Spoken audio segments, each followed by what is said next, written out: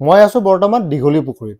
কি কাৰণে এটা টপিক এটা আহিছে যে দীঘলী পুখুৰী গোটেই গছবোৰ কাটি দিলে। তো মই নিজে এবাৰ চাবলৈ আহিছোঁ আৰু আপোনালোকক ক'ম যে ক'ৰবাত যদি ফেচবুকত কিবা যদি কোনোবাই ষ্টেটমেণ্ট দিয়ে যে দীঘলী পুখুৰী চব গছ কাটি দিলে, তো আপোনালোকে চাব পাৰে, নিজে এবাৰ আহিব, অনুসন্ধান কৰিব, ক'ত কাটিলে, কেনেকৈ কাটিলে। তো আজি হৈছে আপোনাৰ 21 তাৰিখ, অক্টোবৰ মাহৰ 21 তাৰিখ 2025। 22 তাৰিখে যদি কাটে, 23 তাৰিখে যদি কাটে, তাত মই ক'বলৈ একো নাই, কিন্তু 21 তাৰিখ অক্টোবৰ মাহ 2025 মই দীঘলী পুখুৰীত আছোঁ আৰু চাবলৈ আহিছোঁ সঁচাকৈ গছ কাটিছেনে, গছ কাটিছে যদি কেনেকৈ কাটিছে, থাম্বনেইলত দেখিছে। তো গোটেইখিনি মই আপোনাক দেখুৱাম সঁচাকৈ কি গছ কাটিলেনো, সঁচাকৈ গছ কাটিছে নে নাই কটা। কিন্তু মই এতিয়া চাৰি পিনে দেখুৱাই আছোঁ যে চাওক গছবোৰতো আছে। প্ৰথমে মই যেতিয়া শুনিছিলোঁ যে দীঘলী পুখুৰী গছ কাটি দিলে, মই ভাবিলোঁ চব টকলা কৰি দিলে নেকি। কিন্তু বৰ্তমানতো চাৰিওপিনে মই চাই আছোঁ যে গছটো এনেকৈ চকুত পৰা নাই এতিয়ালৈ। তো প্ৰথমৰ পৰা দেখুৱাম মানে কেনেকৈ ইয়ালৈ আহিলোঁ, কি হয়। বলক ভিডিঅ'টো আমি আৰম্ভ কৰোঁ। প্ৰথমে মই অলপমান দীঘলী পুখুৰৰ পাৰে পাৰে অলপমান চাই লওঁ কি হৈ আছে। ইয়াত দেখিব পোৱা গৈছে নতুনকৈ কিবা কনষ্ট্ৰাকশ্যন, কিবা কাম আৰম্ভ হৈছে, কনষ্ট্ৰাকশ্যনৰ কাম আৰম্ভ হৈছে। তো চাব পাৰে ৱালবোৰ ভাঙিছে, তো হয়তো হাফ ৱাল কৰি তাৰ ওপৰত কিবা ৰেলিং দিব পাৰে বা ফুল কিবা এনেকুৱা কৰিবও পাৰে। তো সিমানখিনি মই নাজানো, কিন্তু চাৰিওফালৰ পৰা মই দেখুৱাই আছোঁ নতুনকৈ কনষ্ট্ৰাকশ্যনৰ কাম আৰম্ভ হৈ গৈছে। তো এইখিনি মানে বাহিৰৰ পৰা মই যিখিনি নিজ চকুৰে যিখিনি দেখিছোঁ। আকৌ কৈছোঁ আজি অক্টোবৰ 21 তাৰিখ 2025 এইটো ৰেকৰ্ডিং কৰিছোঁ।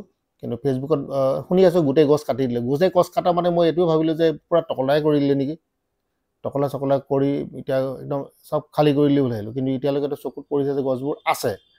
আৰু কৰ্তৃপক্ষকো মই সুধিছোঁ যে গছবোৰ আছেনে, কৈছে গছবোৰতো আছে, ইয়াততো এনেকৈ কটা নাই। ক'ত কাটিছে সেইখিনি মই আপোনাক দেখুৱাম, আগত দেখুৱাম কোনখিনি জেগাত কাটিছে, ঠিক আছে। আৰু মোৰ ভিডিঅ'টো যদি আপোনালোকৰ যদি বিলিভ নহয়, নিজে নিজে এবাৰ আহিব দীঘলী পুখুৰীত, নিজে নিজে চেক কৰিব কি গছ কাটিলে।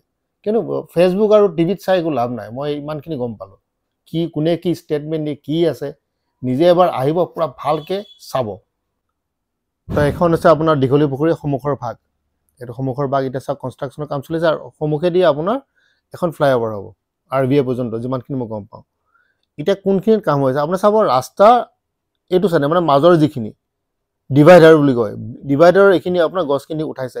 আৰু তেওঁলোকে মই খবৰ লৈছোঁ যে গছখিনি ক'ত গ'ল, বোলে লাচিত ঘাটত লৈ গৈছে, ঠিক আছে। এই মাজৰখিনিত আপোনাৰ আৰম্ভ হৈছে, মানে তেওঁলোকে তাতে এই গছখিনি যিখিনি পুখুৰী গছখিনি চোৱা নাই এতিয়ালৈ, পুখুৰী গছত হাত দিয়া নাই, কিন্তু সেই ডিভাইডাৰ মানে ৰাস্তাৰ মাজৰখিনিত তাত গছবোৰ কাটিব। এতিয়াও পূৰা সম্পূৰ্ণকৈ কাটা নাই এতিয়াও, আপোনালোকে চাব পাৰিব যে।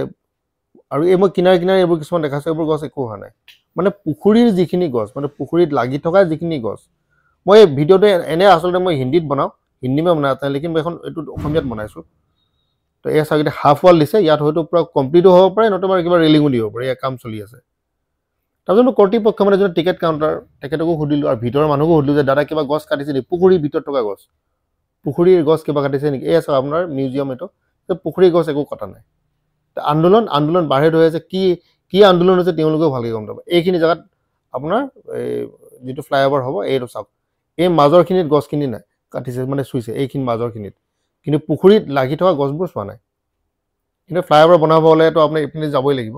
তো এতিয়া ভিতৰৰ ফালে এবাৰ সোমাই যাওঁ, মাত্ৰ 10 টকাত, মানে এটা টিকেটৰ দাম 10 টকা। এতিয়াও সেই কমেই হৈ আছে, দামটো বঢ়া নাই।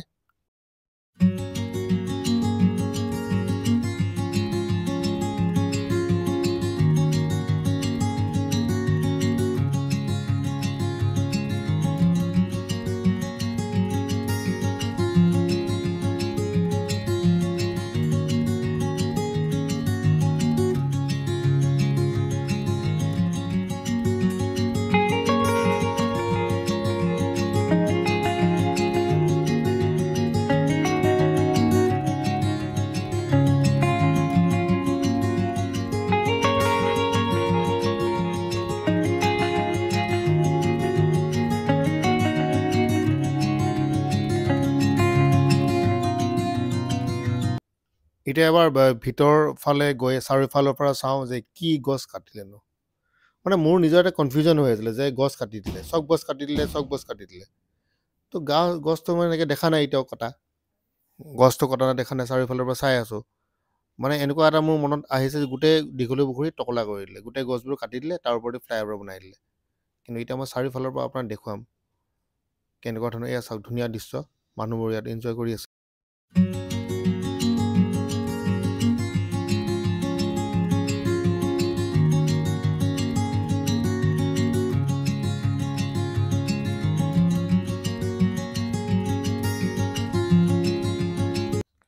এইটো যে দীঘলী পুখুৰীৰ আপোনাৰ ফিল্টাৰেশ্যন প্ৰচেছ মানে ইয়াৰ বেয়া পানীবোৰ শুদ্ধ কৰে আকৌ ছেম পানীটোকে ৰটেশ্যন কৰি থাকে মই সুধিছোঁ ওচৰৰ মানে যিজন মানুহ আছে তেখেতক সুধিছোঁ এইদৰে তেওঁলোকে ছিষ্টেমটো কৰে আৰু টিকেট কাউণ্টাৰতো সুধিছোঁ যে কোনো গছ কটা নাই তেওঁলোকে কৰিছে কোনো গছ কটা নাই